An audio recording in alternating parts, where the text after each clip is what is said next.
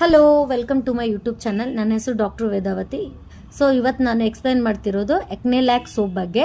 ಇದು ಸೋಪ್ ಯಾವುದಕ್ಕೆ ಯೂಸ್ ಆಗುತ್ತೆ ಅಂದರೆ ಆ್ಯಂಟಿ ಎಕ್ನೆ ಕ್ಲಿನ್ಸರ್, ಪಿಂಪಲ್ನ ಕಂಟ್ರೋಲ್ ಮಾಡುತ್ತೆ, ಆಮೇಲೆ ಪಿಂಪಲ್ನ ಟ್ರೀಟ್ ಮಾಡುತ್ತೆ, ಆಮೇಲೆ ಎಕ್ಸಸ್ ಆಯಿಲ್ ಪ್ರೊಡ್ಯೂಸ್ ಮಾಡೋದು ರಿಡ್ಯೂಸ್ ಮಾಡುತ್ತೆ. ಇದರಲ್ಲಿ ಟೀ ಟ್ರೀ ಆಯಿಲ್ ಮತ್ತು ಅಲೋವೆರಾ ಮತ್ತು ಸಲಿಸಲಿಕ್ ಆ್ಯಸಿಡ್ ಕಂಟೆಂಟ್ ಇರೋದ್ರಿಂದ ಸ್ಕಿನ್ನ ಕ್ಲಿಯರ್ ಫೇಸ್ ಕೊಡುತ್ತೆ. ಅದಾದಮೇಲೆ ಇದು ಬೋತ್ ಫೇಸ್ಗೆ ಮತ್ತು ಬಾಡಿಗೂ ಅಪ್ಲೈ ಮಾಡ್ಬೋದು. ಆಮೇಲೆ ಯಾವ ಥರ ಇದು ಯೂಸ್ ಮಾಡಬೇಕು ಅಂದರೆ, ಫಸ್ಟು ನೀವು ಬಾಡಿ ಆಗಲಿ ಫೇಸ್ ಆಗಲಿ ವೆಟ್ ಮಾಡಬೇಕು. ಸ್ಕಿನ್ನ ವೆಟ್ ಮಾಡಾದ್ಮೇಲೆ ಲೈಟಾಗಿ ಸೋಪ್ ಹಚ್ಚಬೇಕು. ಸೋಪ್ ಹಚ್ಚಿ ರಬ್ ಮಾಡಬೇಕು.